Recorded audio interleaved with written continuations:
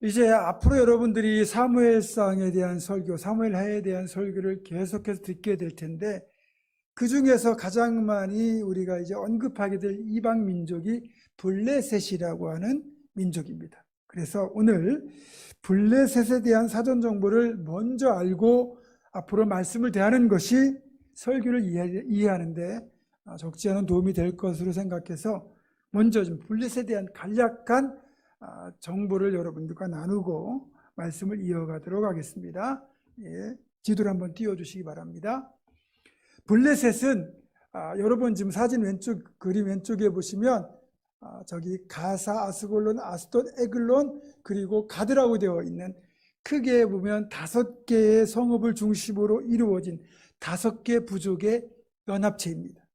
이 5개 부족의 족장들이 모여서 이제 연합체를 이루고 있고, 그리고 그들이 블레셋이라고 하는 이름으로 불리게 되거든요.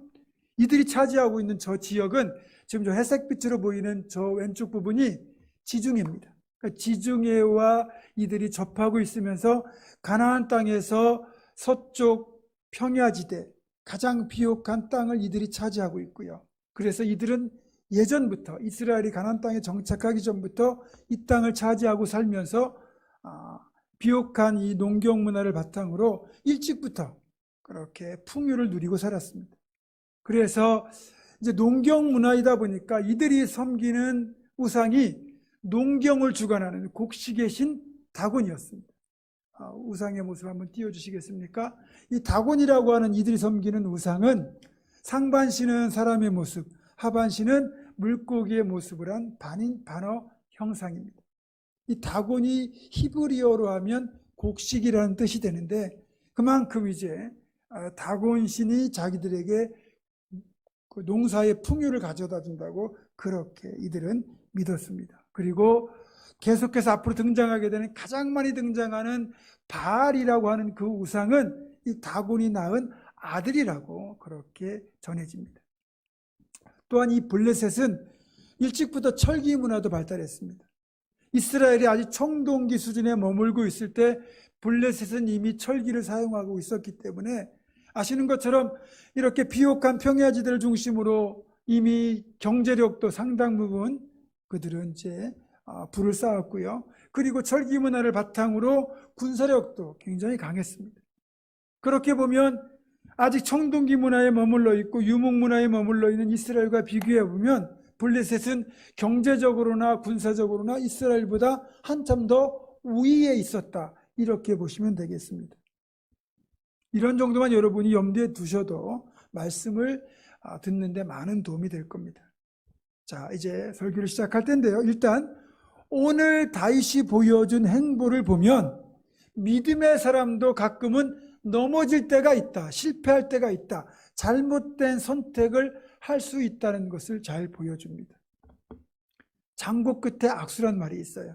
이 바둑에서 쓰는 말인데, 내가 다음 바둑돌을 어디에 놓을지, 어디에 둘지를 깊이 고민하다가 바둑돌을 딱 내려놨는데 그 수가 악수가 되는, 치명적으로 실패가 되는 그런 결정을 내릴 때 장구 끝에 악수란 말을 씁니다. 지금 다윗은 장구 끝에 악수를 한 겁니다. 왜냐하면 사울에게 쫓겨서 이제 도피의 삶을 시작했을 때 그가 어디로 가야 될지 알지 못해서 깊이 고민했을 겁니다. 그런데 그가 깊은 고민 끝에 내린 결론은 뭐냐? 이스라엘과 대적 관계에 있는 블레셋, 그 중에 한 성읍인 가드를 찾아가서 그 성읍의 왕인 가드 왕 아기스에게 정치적 망명을 요청하자는 거였습니다. 그만큼 다윗이 지금 쫓기는 상태에서 불안했다는 것을 보여주는 반증입니다. 그런데 여러분, 가드가 어떤 곳입니까? 기억하시는 분이 계신지 모르겠지만 다윗이 이스라엘 역사의 전면에 등장했던 가장 화려했던 전투가 바로 골리앗과의 싸움입니다. 그런데 이 가드가 골리앗의 고향이라는 거죠. 가드 사람들에게 골리앗은 영웅이었습니다. 그런데 그 영웅을 죽인 사람이 누구냐? 다윗입니다. 그러니까 가드 사람들에게 골리앗은 원수입니다. 그러면서도 한편으로 보면 골리앗 같은 엄청난 영웅을 죽인 다윗이야말로 그들에게는 경이로운 인물이기도 하겠죠. 또 실제로 골리앗을 죽인 이후에 다윗이 사울의 군대 장관이 되어서 그가 이끄는 모든 전투에서, 특별히 블레셋과의 전투에서 가는 곳곳마다 승리를 했기 때문에 이 가드 사람들이 볼 때, 블레셋 사람들이 볼 때도 다윗은 일종의 정말 경이로운 신비한 인물처럼 비춰졌습니다. 그런 다윗이 지금 정치적 망명을 하고자 가드를 찾아온 겁니다. 아마도 다윗이 가드를 찾아가서 누군가에게 자기를 소개했겠죠. 나는 다윗이라고 하는 사람인데 나 이곳에 망명을 하러 왔다. 그러니까 그 사람 생각에는 가드왕 아기스에게 적지 않은 도움이 될 것이다. 게다가 지금 사울에게 쫓기고 있는 사울의 대적이니 적의 적은 내 편이라는 논리로 보면 다윗을 받아들이면 상당히 군사적으로 그런 도움이 되겠다는 생각에 가드왕 아기스에게 다윗을 소개하기 위하여 아기스와 신하들이 모인 자리로 다윗을 데리고 온 겁니다. 그 자리에서 다윗을 소개했을 때 가드왕 아기스는 정작 다윗이 누구인지 잘 몰랐던 것 같고, 그 자리에 있던 신하들은, 가드왕 아기스의 신하들은 다윗에 대해 너무너무 잘 알고 있었던 것 같습니다. 그래서 이들이 깜짝 놀라가지고 가드왕 아기스가 정치적 망명을 받아주는 것을 제지하면서 이 사람이 누군지 아십니까? 이 사람은 이스라엘 땅의 왕 다윗 아닙니까? 그러면서 사울이 죽인 자는 천천히요, 다윗이 죽인 자는 만만이라고 노래하던 그 인물이 아닙니까? 그러면서 가드왕 아기스가 망명을 받아주는 것을 제지하며 나섭니다. 여러분, 다윗은 자기가 자신의 신분을 그대로 드러내고 망명을 요청했다가 이렇게 낭패를 겪을 줄은 꿈에도 몰랐을 겁니다. 그래서 다윗은 지금 자칫 죽을 수도 있는 위기를 만난 겁니다. 여러분, 지금 가드왕 아기스에게 망명을 요청하러 갔다가 다윗은 죽게 생겼습니다. 늑대를 피해 도망갔더니 호랑이를 만난 셈입니다. 가드왕 아기스가 다윗을 받아주려고 해도 지금 신하들이 벌떼같이 일어나가지고 다윗은 절대 안 된다고, 이 기회에 마침 죽여야 된다고 그렇게 말한다면 아기스도 어쩔 수 없습니다. 상황이 이렇게 급박하게 돌아가는 것을 알아차린 다윗이 이 위기를 어떻게 빠져나갈 수 있을까요? 다윗이 이 위기를 빠져나온 방법은 다름 아닌 미친 채 하는 것이었습니다. 여러분, 누군가가 미쳤다는 걸 어떻게 알 수 있습니까? 요즘은 그런 사람들을 거의 보지 못하지만 저희 어렸을 때만 해도 동네에 한두 명씩은 꼭 있었습니다. 미친 남자든지 여자든지 꼭 있었는데, 미친 사람은 특징이 있죠. 첫 번째 특징은 자기는 스스로가 미쳤다는 걸 모릅니다. 두 번째는 한국에서는 미친 사람의 특징이 있죠. 어떻습니까? 머리에 꽃을 꽂죠.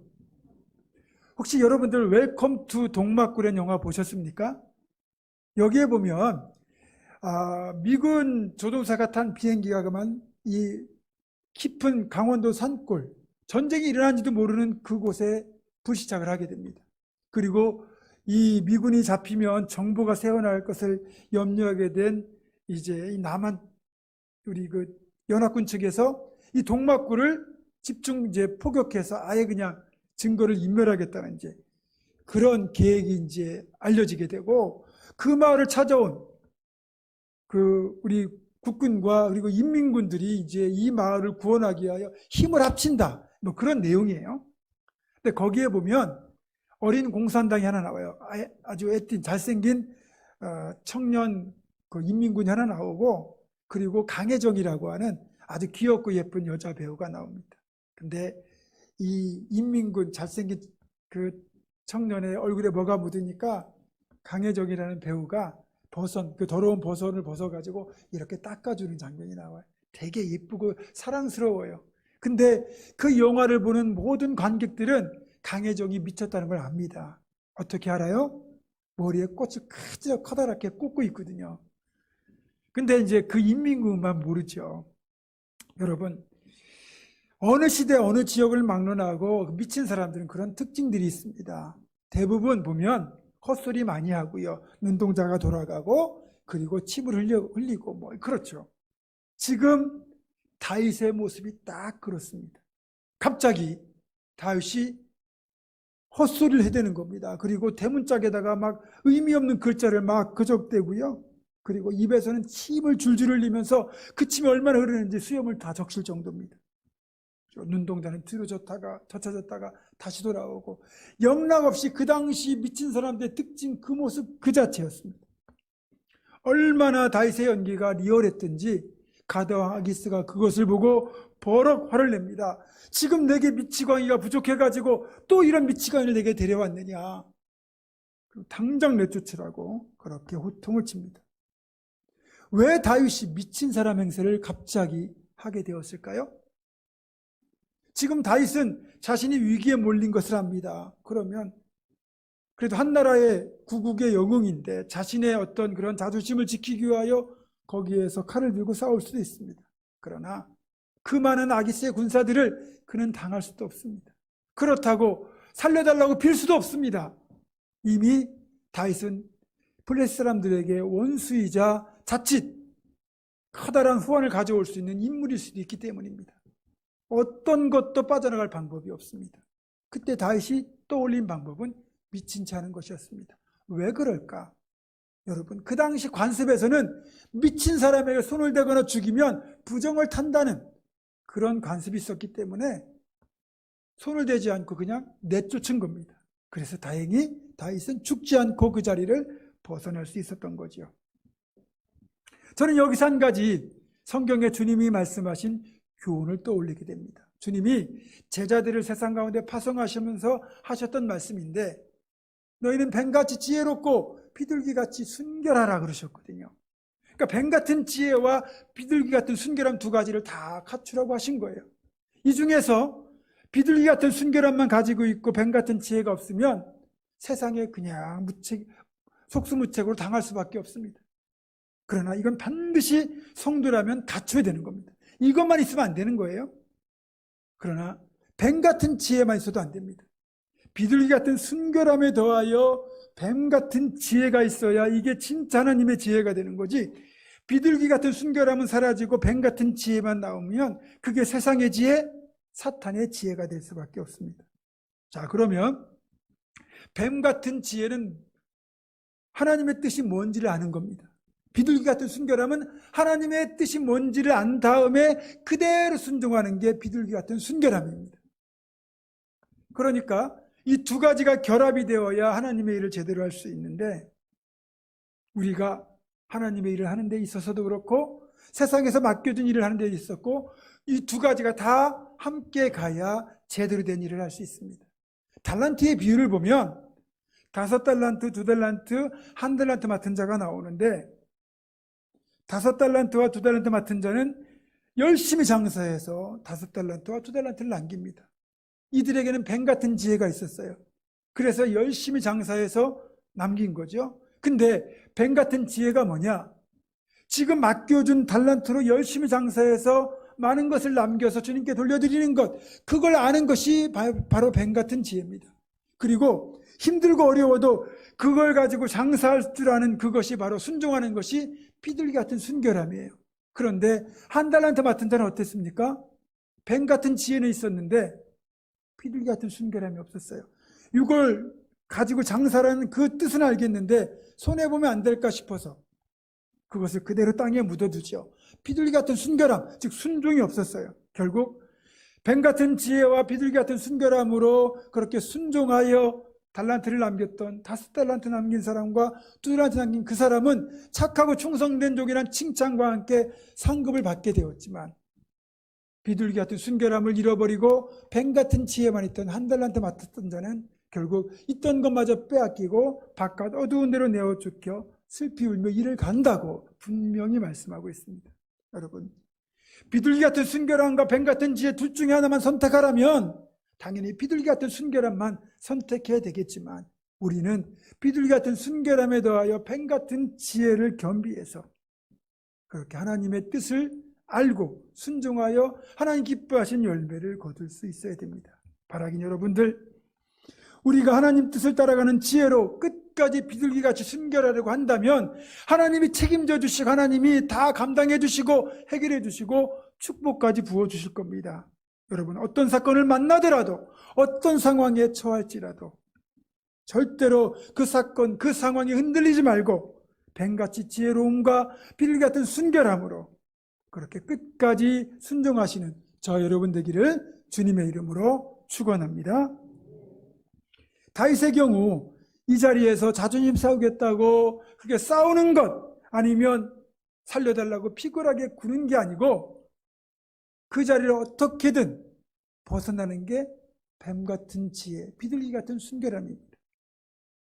다윗은 이때 하나님께 기도했고 하나님 주신 기가 막힌 지혜, 임기응변으로 미친 채에서 그 위기를 벗어나게 된 겁니다.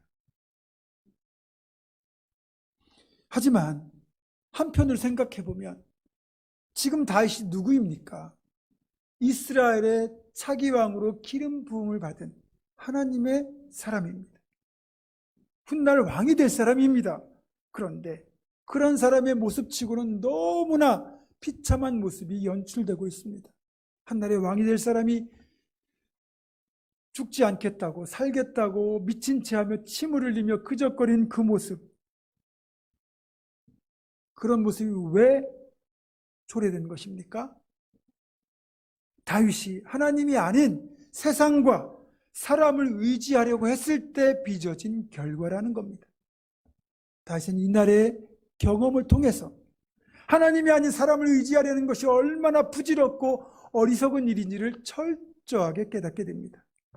오직 하나님 외에는 피난처가 없음을 철저하게 깨닫고 이때 경험을 그는 시편 34편에서 고백하고 있습니다.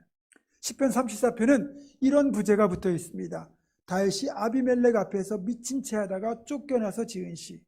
블레셋의 왕을 부르는 호칭이 아비멜렉입니다. 이집트의 왕을 부르는 호칭이 바로잖아요. 마찬가지로 블레셋 왕을 아비멜렉이라고 부르거든요. 그러니까 이 시편은 가드왕 아기스 앞에서 그가 미친 채 하다가 쫓겨났을 때 지었던 시라는 겁니다. 시편 34편 1절의 4절은 이렇게 되어 있습니다. 내가 여호와를 항상 송축하며 내 입술 항상 주를 찬송하리로다. 내 영혼이 여호와를 자랑하리니 곤고한 자들이 이를 듣고 기뻐하리로다. 나와 함께 여호와를 광대하시다 하며 함께 그의 이름을 높이세. 내가 여호와께 간구하며 내게 응답하시고 내 모든 두려움에서 나를 건지셨도다. 지금 다윗은 자신을 구원하신 하나님을 찬송하면서 내가 여호와께 간구하니까 내게 응답하셔서 기가 막힌 임기응변의 지혜를 주셨고 그래서 그 두려움에서 나를 건지셨다고 고백하고 있습니다. 계속해서 그는 7절에서 이렇게 고백합니다.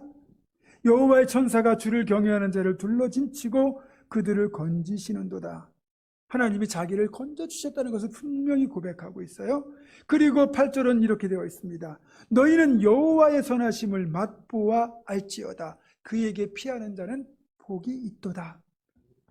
다윗은 그날 여호와의 선하심을 경험했습니다. 자신을 살려주시고 구해주시는 하나님의 손길을 경험하면서 하나님께 피하는 자가 진정 복이 있음을 비로소 깨달았다고 말을 하고 있죠. 여러분, 이것은 정말 중요한 고백이기도 하고 오늘 설교의 주제이기도 합니다. 하나님께 피하는 것, 하나님밖에 피난처가 없다는 것을 다윗은 이날의 경험을 통하여 고백하고 있는 거죠. 결론적으로 말씀하자면 사람을 의지하지 않고 세상의 방법 찾지 않고 오직 전심으로 하나님 찾고 하나님께만 피하는 것, 그것이 가장 좋은 해결책입니다. 그런데 우리에게는 가끔은 기대고 싶은 인간적인 끈들에 대한 유혹이 존재하고 있습니다. 여러분, 저는 그것마저 끊게 하시는 하나님의 손길을 종종 경험합니다. 솔직히 우리가 어려운 일을 만났을 때 기도부터 해서 하나님의 도우심을 구해야 되는데 우리는 본능적으로 제일 먼저 뭘 하느냐? 이 어려움에서 나를 도와줄 사람이 누구냐? 이걸 해결할 방법이 뭔지부터 찾아요. 여러분, 내 방법대로 해보다가 내가 나에게 도움을 줄 사람을 찾다가 안 되면 그때 하나님께 매달리고 하나님을 찾는 것이 아니라 아예 그런 일이 생겼을 때 처음부터 하나님께 무릎 꿇고 하나님께 기도하면서 하나님의 도우심을 구하고, 그때 하나님이 보여주신 누군가, 사람이 있고 방법이 있다면 그것을 찾아가는 건 세상적인 방법이 아니에요. 그건 하나님을 의지하는 거예요. 그런데 우리는 하나님부터 찾지 않고 사람부터 찾는다는 거지. 책에서 읽었던 어떤 목사님의 고백입니다. 나에게는 고마운 목사님이 있다. 내가 교회를 개척할 때 예배당 보증금을 지원해 주시고 갑작스럽게 여름 셔츠를 맞춰 입도록 양복점에 미리 비용을 지급하시고 크리스천 잡지 1년 정기 구독을 시켜주셨던 분이다. 또 불쑥 전화하셔서 필요한 것 없냐고 물으시기도 한다. 다른 분들에게는 쉽게 연락하지 않으면서도 내게는 직접 연락을 주시는 고마운 분이다. 그래서인지 목사님의 핸드폰 번호는 도움이 필요하면 언제라도 연락하라는 비상 버튼 같다.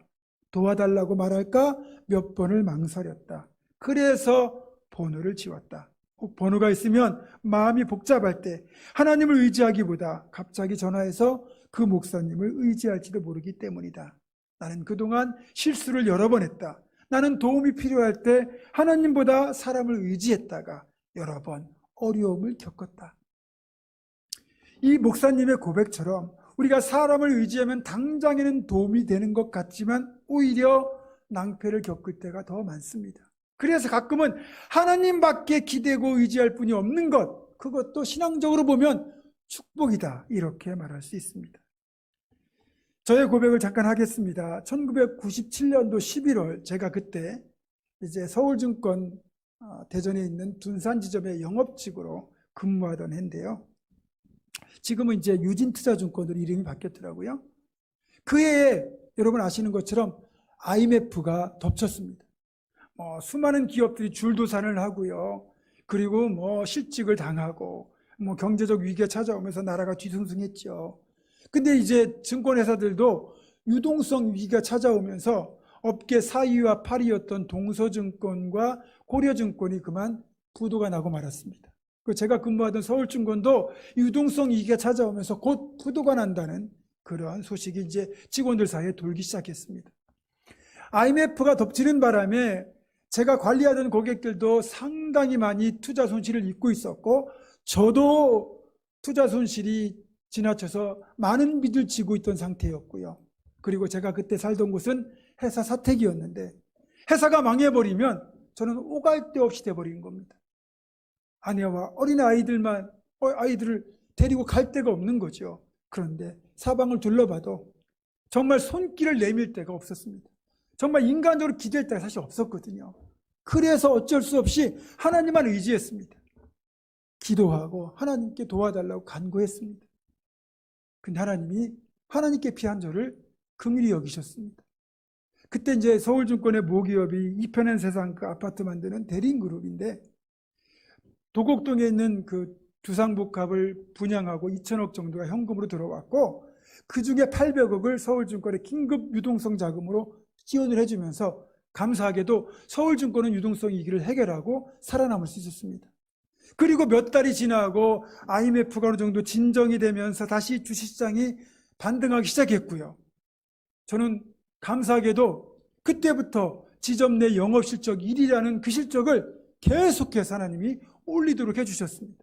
그래서 그렇게 받게 되는 인센티브로 빚도 조금씩 갚아나게 되었고 그리고 승진까지 하는 기쁨도 누릴 수 있었습니다. 저는 그런 생각을 해요. 하나님, 나 때문에 서울증권이 망하지 않았다. 왜 무슨 헛소리냐 그렇게 생각할 분도 계실지 모르겠는데 하나님께 피한 저를 살리려면 서울증권을 살려줘야 되잖아요. 다른 사람들 인정할지 않을지 모르지만 저는 적어도 하나님께 피한 저를 살리기 위하여 그런 놀라운 일을 행하셨다고 저는 지금도 생각합니다. 하나님의 사람이 하나님께 피하면 그 사람 때문에 그 사람만 사는 게 아니라 그 사람 주변까지 살아요. 창세기 19장을 보면 롯이 소돔과 고모라가 멸망할 때 빨리 산으로 도망하라 했는데 산이 너무 멀다고 도망가기 힘들다고 그러니 저기 보이는 작은 성 소알에 피할 테니까 도와달라고 그랬더니 결국 소돔과 고모라가 멸망할 때 소알도 멸망해야 되는데 롯이 그 성에 피하니까 소알은 멸망을 면했어요. 여러분 하나님의 사람이 하나님께 피할 때 일어나는 놀라운 일들입니다. 말씀을 정리합니다. 사랑하는 여러분, 나는 기댈 덕이 없다고, 나는 도와줄 사람이 거의 없다고 염려하지 마십시오. 오히려 기댈 사람이 있어서 하나님께 기대지 않고 그 사람에게 기대는 건 오히려 더 위험할 수도 있습니다. 다윗이 아기스에게 기대려고 했다가 죽을 뻔하지 않았습니까? 오직 하나님 말이 우리의 진정한 피난처가 되시고 하나님께서 우리에게 구원의 은혜를 베풀어 주십니다. 어떤 상황에서도 하나님만 철저히 의뢰하는 우리 모두가 되기를 간절히 소망합니다. 하나님을 여행자 보험 정도로 여기지 마십시오. 온전히 하나님만 여러분의 피난처로 삼으십시오. 그래서 하나님을 피난처로 삼는 우리 모두를 하나님이 지켜주시고 구해주시고 더불어 풍성한 복까지 베풀어 주시는 놀라운 은혜가 저와 여러분에게 가득하기를 주님의 이름으로 축원합니다. 기도하겠습니다.